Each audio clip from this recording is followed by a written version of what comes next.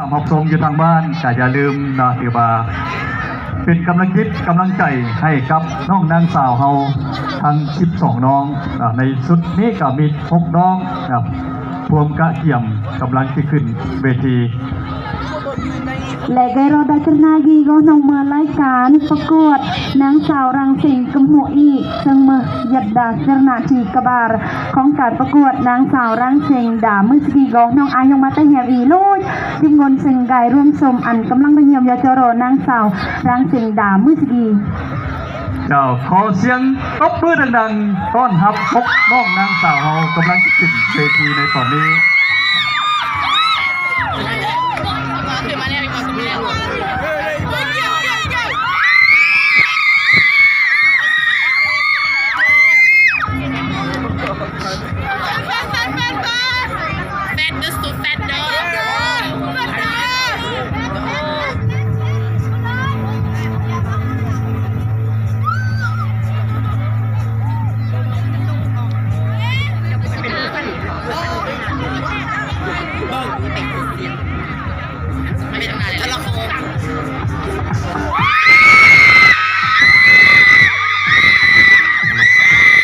หมายเลข7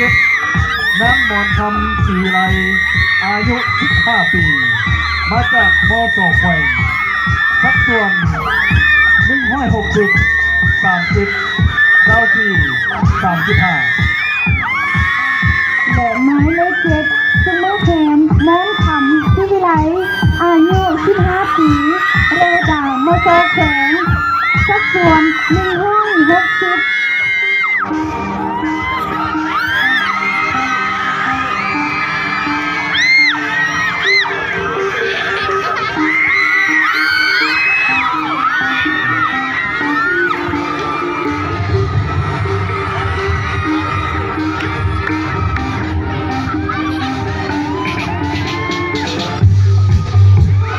นางสาวหมายเลข8นางพรมณีเสลิมทรัพย์อายุ19ปีมาจากบ้านนาวาน้อยสัดส่วนสูง159 33 26 37และหมายเลข8แถมพรมณีเฉลิมศักดิ์อายุ19ปีเริงดะกุงนาวน้อยลงจง159 33 26 37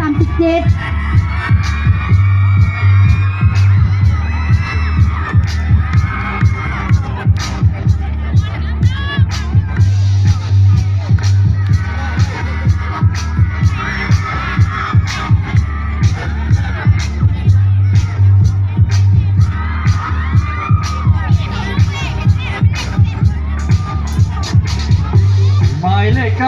9นางปานีโมลานิหินอายุ20ปีมาจากโรงเรียนสาธารณสุขสัดส่วนสูง165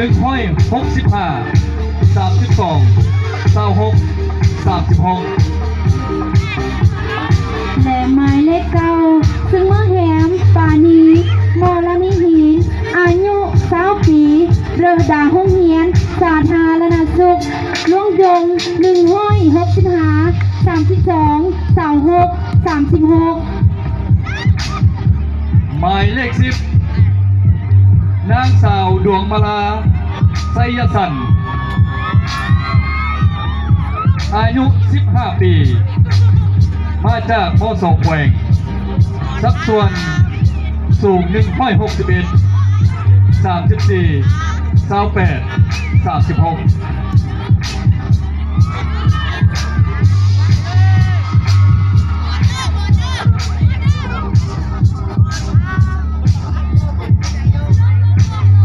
และหมายเลข10แถมนางดวงมาลาไสยสัน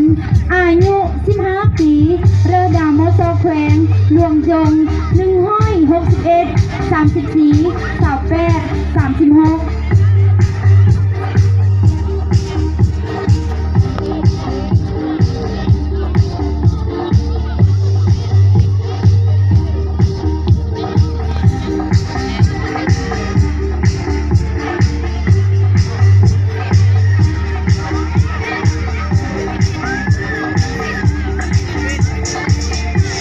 ายเลข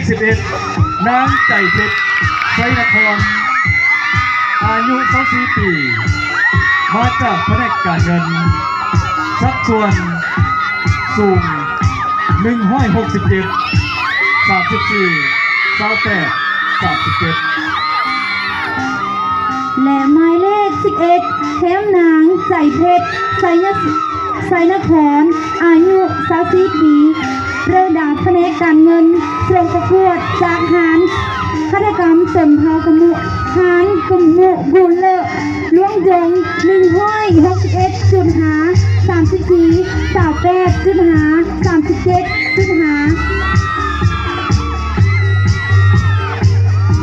หมายเลข 12 นางจันทราสยปิง อายุ 17 ปี มาจากมสแขวง สัดส่วนสูง162 33 25 36 และหมายเลข 12 แถมนางจันทราไซยปิง อายุ 17 ปีเริ่มดาวมสแขวงหลวงยง162 33 25 36 โดยได้รับการสนับสนุนจากศูนย์คณิตคิดไฟสมานแบทอุดมใจส่งเข้าประกวด ศูนย์คณิตคิดไฟแม่นศูนย์พัฒนากายภาพทางสมองของเด็กยุคใหม่วัย 15 ปีลงมาสำนักงานตั้งอยู่คุ้มไปรษณีย์โทรคมพร้อมทางเข้าของวัฒนธรรม เบอร์โทรศัพท์020 22 06 2555 ถ้าท่านใดมีลูกมีหลานอย่าลืมส่งเข้าไปทำเนียนที่ศูนย์คณิตคิดไฟสมานแบทอุดมใจ